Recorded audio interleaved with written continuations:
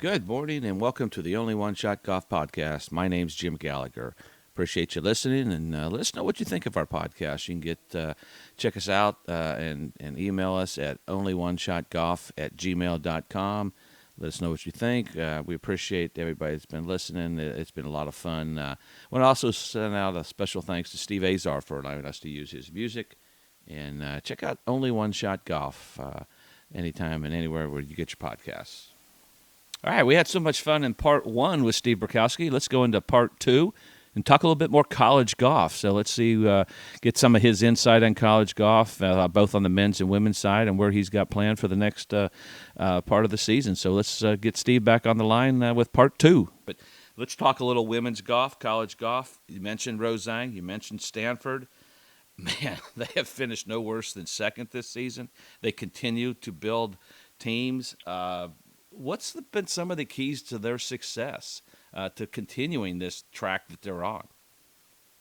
You know, what Ann Walker has done for, we'll call it almost a decade, winning that national title in 15 with Mariah Stackhouse and Lauren Kim. I believe she has modeled, and this is just my opinion, she's never said this, what Dan Brooks did at Duke and continues to do. Dan's been there 38 years, 7 national titles, a elite institution with high academic standards that, and they both told me, let's say there's 10 blue chippers out there. I can probably only go after 2 or 3 because the other 7 just won't meet the requirements to get into the school. So they're going to a much smaller pool. And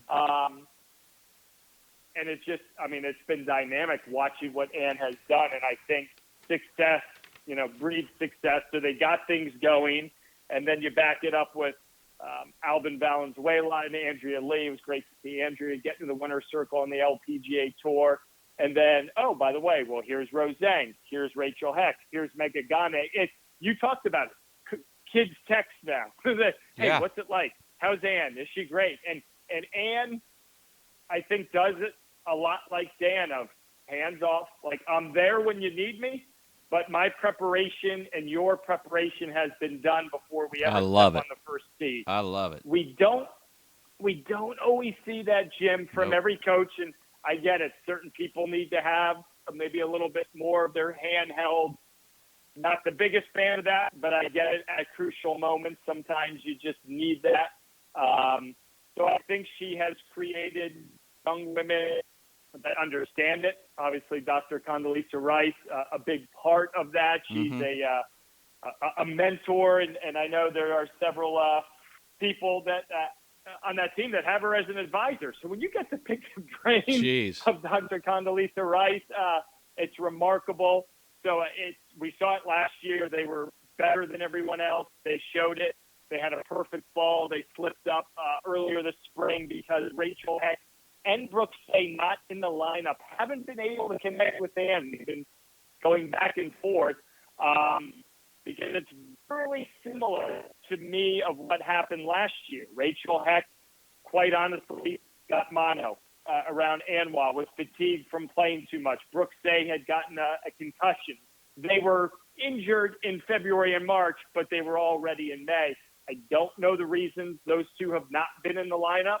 But without those two in the lineup, that then opens the door for an Oregon, a San Jose State, a Wake Forest. But they're all led by Rozang. She's won 4 out of 5 events so far as a sophomore. She won 4 last year. What excites me about her, and I have been around long enough because the greatest college season that I ever witnessed, and I believe is just the greatest period, was Lorena Ochoa in 2002, the 01-02 season. She played 10 events at the University of Arizona.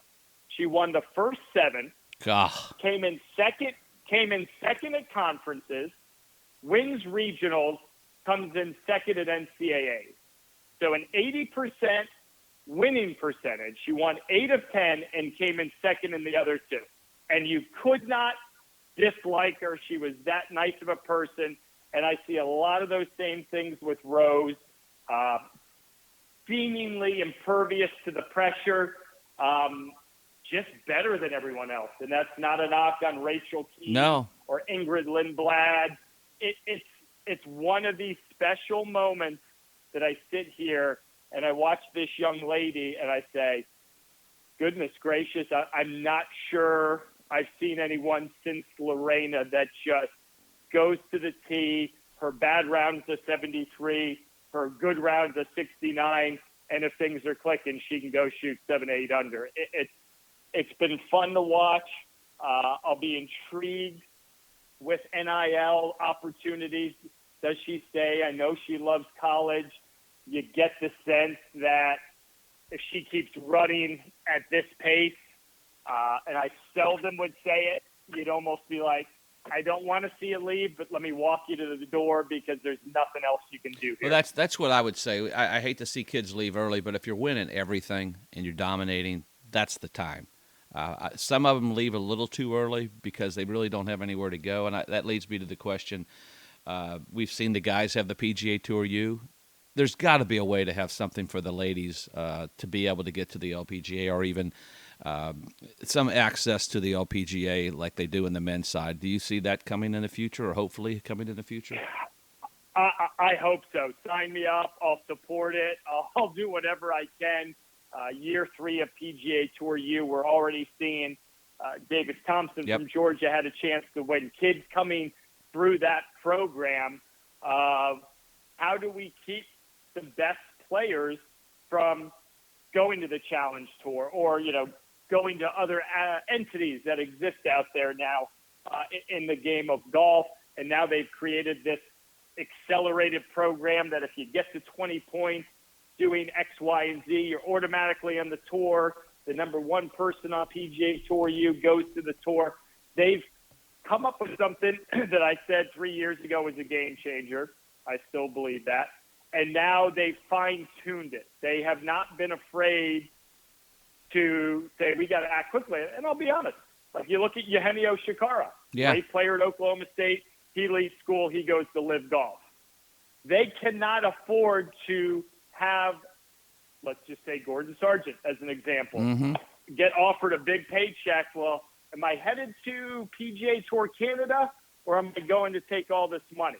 I'm not saying he would. I'm not saying those discussions ever happen. As an example, if you want to continue to try to get the best, they've come up with a plan. I hope the women and the LPGA do something similar. At least they refined the Q series of you've got to make a determination before that final stage. You're either going or you're not. And a couple of gals did, and a couple went back to school because we saw so many teams get blown up mid-season. That was bad. A few years ago. Yeah, that was terrible. That was terrible for the teams. Yeah, I agree. Yeah. And even if they get some Epson, even if they get some Epson starts, something, there's got to be a way of doing it. I've heard them talk about it, and it's been brought up by coaches and players, and I think it would be a great thing for them to have because there's so much depth in the women's game. As you said, Stanford's dominating, but you mentioned some teams, LSU, Wake Forest, Oregon, South Carolina, Mississippi State's having a good season. I mean, the Pac-12 have 6 teams, I think, in the top 25. SEC have 8. ACC strong. Big 12. So on the women's side, it's pretty strong, but, Stanford's kind of standing apart from it. Let's transfer over to the guys. That's a little more maybe – I don't know if it's parity or whatever, but, man, Vandy, North Carolina, Texas Tech now, Pepperdine just won. There's so many teams. Arizona State, I can go on and on. It's so tight, but I think this is the year that Vandy has got to – I mean, I talked to Mark Loomis, who we work with the Golf Channel, and I know he's a Vandy alum, but Scott Limbaugh has done an incredible job. You mentioned Gordon Sargent, but is this the year maybe Vandy wins that national championship? Boy, you'd think so. They're built for this year. When you look at the lineup, and the same can be said of North Carolina. Right. They're built to win this season. That doesn't mean they can't win it next year or the year after. North Carolina right now, Austin Greaser, a little bit of a injured hand, going to be out for a few weeks, should be all right come postseason. I certainly think they'll need him to make a run. But to me, those two teams have clearly separated themselves from the next tier of players. And that doesn't mean that Oklahoma, Texas Tech, a handful, Florida. I'm intrigued by my Gators. 2 wins to kick off the spring. Let's see what they do in Vegas. They're built to win this year with 3 seniors and Yushin Lin, Fred Biondi, and Ricky Castillo. But there's always been more parity in the men's game. I think that's just how the numbers have sort of broken down. But, man, if Scotty doesn't win this year, he'll be scratching his head. But he had a great quote. Brentley Romine and we did our college golf talk podcast last night, and it was paraphrasing of, we're the hunted, you got to keep fighting, you got to keep clawing, you can't accept this is enough. It's just that old school coach speak of like, let's go, we got to work twice as hard now. And, you look at Cole Sherwood, Reed Davenport, Jackson Van Paris is in the lineup now. Gordon Sargent is the best player in college golf. Wells Williams, the freshman from Mississippi, from over in West Point under VJ Trolio, he's had 2 great finishes this spring so far. He's played well. He was a top 5 or 10 recruit in the country. So now they're so deep. That's the thing. You got like Reed Davenport and these guys. They're having to qualify just to make the traveling squad. I think that. And that's one thing I always talk to these coaches. They like to kind of keep that going. They kind of feel like the time they get to March, they've got their team set. But these guys are having to qualify. These are some of the best players in the country. I think that's great. Oh, phenomenal. It goes back to what I said. Go earn it. Go figure it out. Whether it's my wife would win a race, well, what can I do to win it by more? Like, you can prod that. You can try to develop it. But it's those special ones that will say, let's go. I'll give you a perfect example. So Austin Greaser, we talked about him, North Carolina. They opened up at Olympia Fields, I believe. Didn't play well. Team struggled. Just wasn't maybe reading too many press clippings, of, we're the team to beat. And a couple of the kids, because they can go 6, 7, 8 deep there in Chapel Hill, Andrew DiBattista, the head coach, said they had a quick turnaround to the next tournament. And they said, I'm keeping the same 5. Because he said internally, I didn't want to lose their confidence. Let's shake off the rust and go. And a couple of the non-starting 5 said, well, why is that? You guys just finished 13th. Why don't we get a chance? And Austin Greaser stood up, said, 8 o'clock tomorrow morning, I'll play you for my spot. Yeah. How's that? That's what you want. That's leadership. Austin had everything to lose. Yeah, he had everything to lose.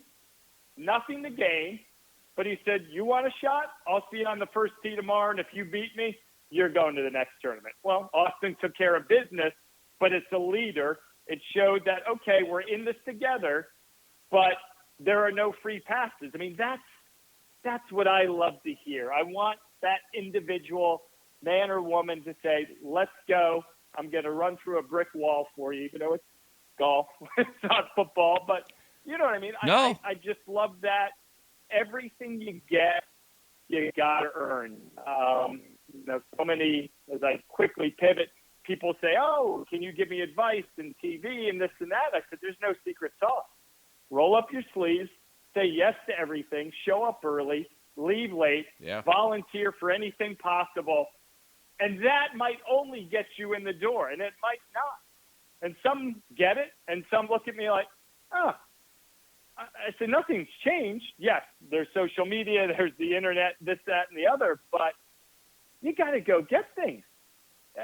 This is a world where I think too many individuals go to college coming from a family situation where everything's been done for them. And I think ultimately those are the ones that struggle. But, you got to think Vandy, the Tar Heels, Texas Tech, as you said, with Ludwig Aberg. He won the Prestige out in California. Pepperdine got it done. Arizona State might be – Arizona State, if they can get to the Grayhawk with the crowd and the fans behind them, could be. I don't know if they're as deep as they've been, but they could be a factor because and you've covered it. I think it's a little bit different. I think that's why we're seeing these coaches go all over the country with their schedules, playing different grasses, but I think they're trying – desert golf is a lot different than people really understand, and there is an advantage. That's why Melissa Llewellyn at Auburn, their team did so well last year. She was at Arizona State for so many years. I think learning how to play desert golf could be the factor when it gets down to the NCAA at Grayhawk. No, that's a great call, and you're seeing more tournaments pop up out there in that vicinity. And ASU intrigues me because their lineup changes, but when we had them at Pepperdine's event, Preston Summerhays was the only player from the starting five of last year's team that made a run. You had a couple of graduate, you had David Pooge go to live, but they've got Luke Potter, great freshman from California. Ballesteros back and forth trying to figure out his game. But Matt Thurman has also sort of reloaded, hasn't had that lull that I honestly was expecting. And it still could happen. Mm-hmm. But he knew it. He knew that Grayhawk had a 3-year run to host the NCAAs. Now everyone says it's their home course. It's not their home course. They don't play it a lot. But certainly they're out there, so they do play it.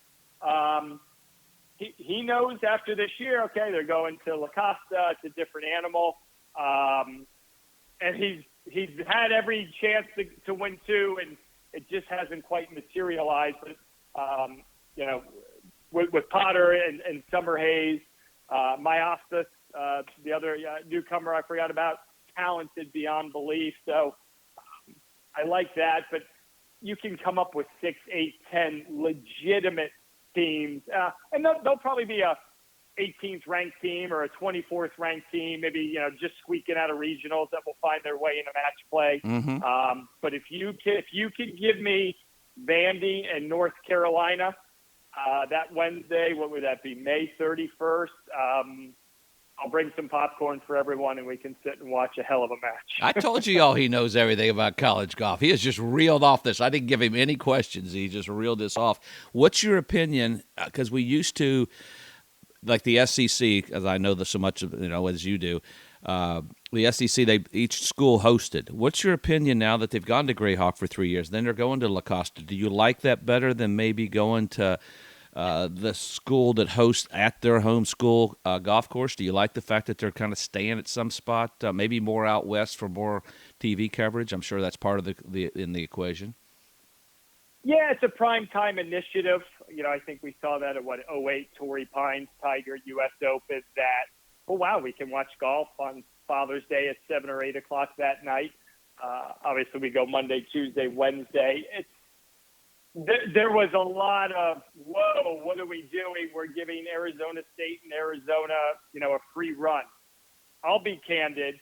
I hoped, and I'm not rooting against them, and I told them, we did not need to see Arizona State win national championships in year one or maybe even year two. Because let's say it was a clean sweep for the Sun Devils.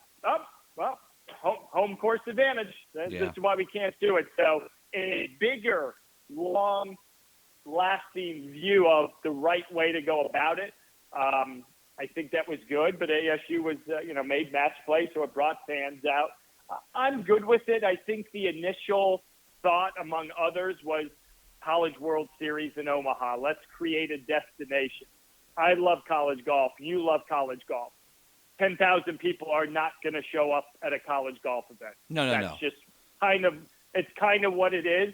I'll be intrigued to see if La Costa's a different dynamic. At least when ASU was in the mix, you had 1,000 people out there, Mm-hmm. But then you go back to your other side of the question when Oregon won in 2016, still the greatest scene I've ever seen in college golf of Oregon, Texas, playoff, Taylor Funk, Solomon Raza, 2,500 people running up and down the fairways, the chef of the kitchen climbing out of the second-story window onto the roof to be able to see it.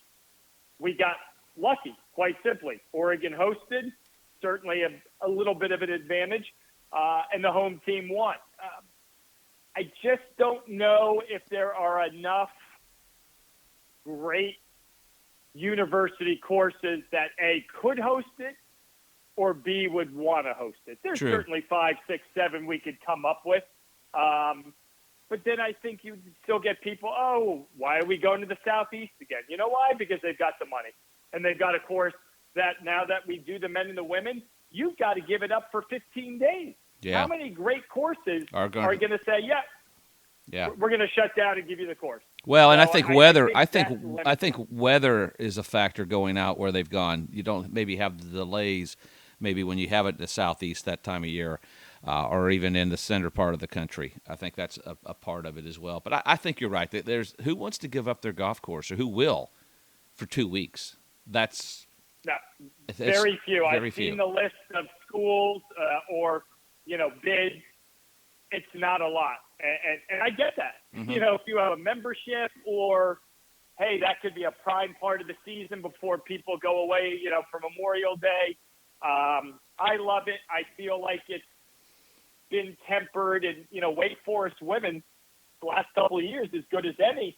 And they still haven't figured out Grayhawk. Yeah. And I remember Kim Llewellyn the first year, final day of stroke play, they're not going to make match play. And she's got her yardage book, and she's writing notes. And I'm like, whoa, you're getting after it today. She's like, oh, we're going to be back here next year. We're going to figure this thing out. So it wasn't, oh, gosh, we're not used to this.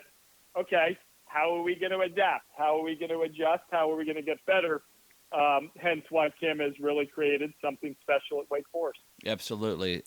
One other thing, when we're out at the NCAA, as you mentioned, we got the medal play, you go into the match play.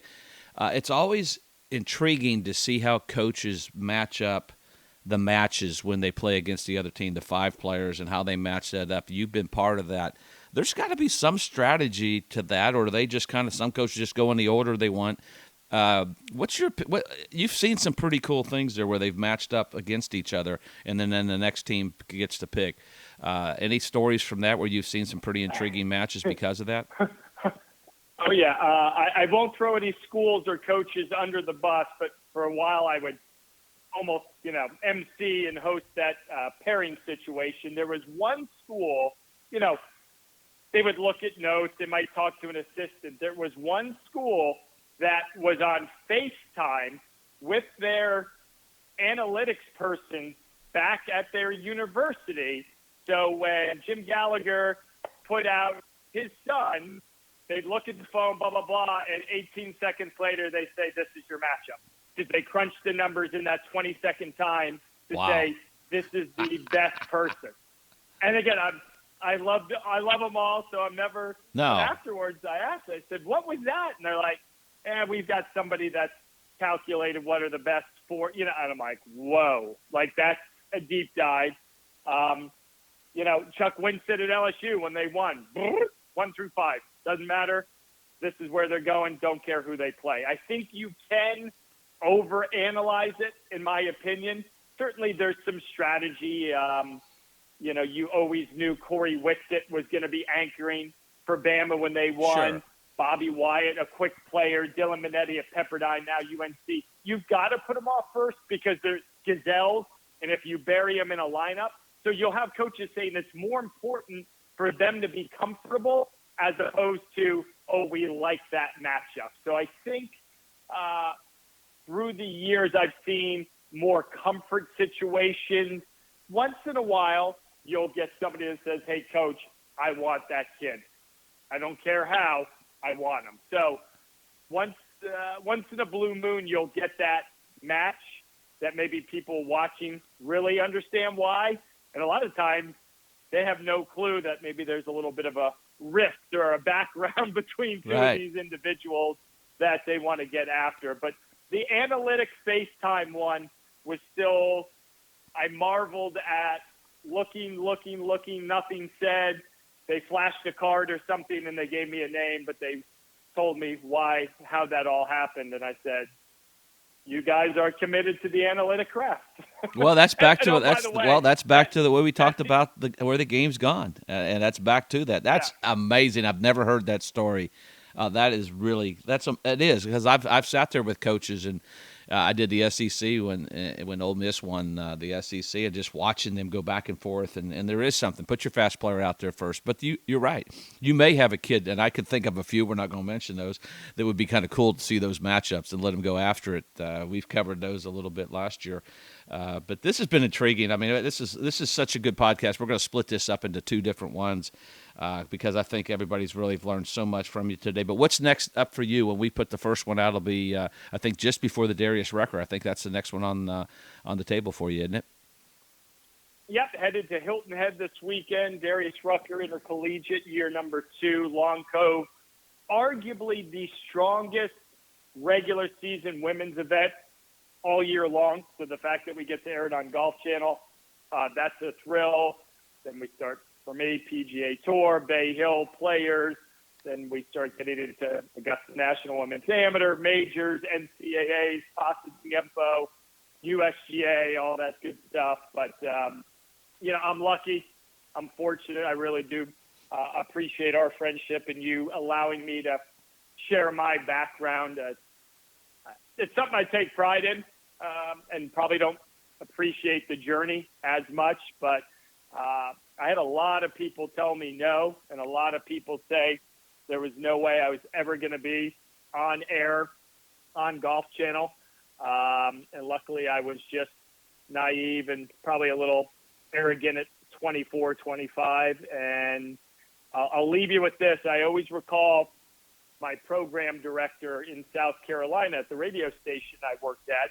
They were aware of my passion and my desire to get to Golf Channel and saw my disappointment when my letters were unanswered or it just didn't get the response I was looking for. And he said, "What's your backup plan?"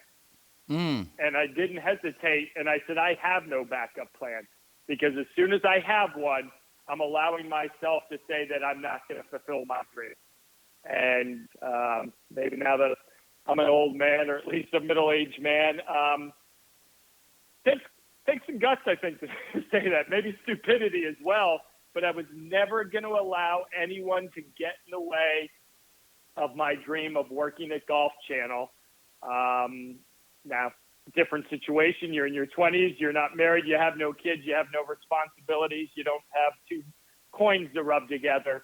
But I end with that because that is my journey in a nutshell. And for all the parents and kids listening, go for it. Go for it. At this point of your life, don't have a backup plan. There'll be a time you've got to have a backup plan. Right. If you get married, if you have kids, and if you have a mortgage. I didn't have one. I had great supporting parents that helped me along the way.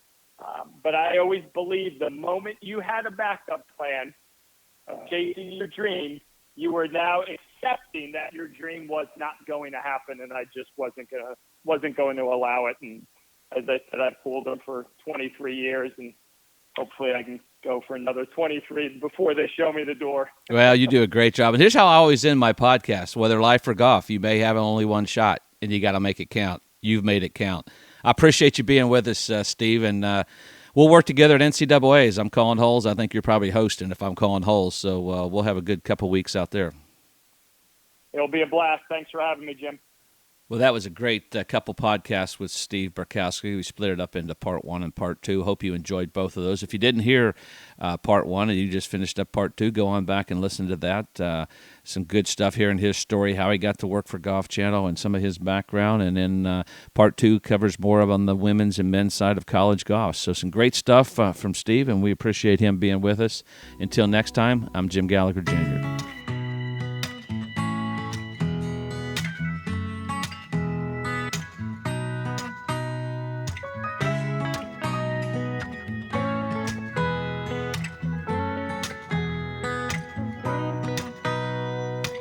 Fertile fields of flatlands and hills raised, bite anything, whatever a farmer can dream. Slug burgers, shrimp boil, catfish fried up in oil. Oh, good gosh almighty, just a husk of hot tamale.